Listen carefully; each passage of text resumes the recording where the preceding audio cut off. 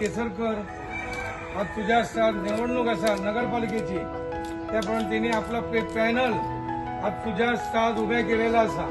त्या पॅनच्या फळा गोडमान पेढे अमृतचा फळ चरणी अर्पण केलेलं असं काही छेन दिला ह्या तुझा तुका दिल्या कुटुंब मुलास घरमटी करी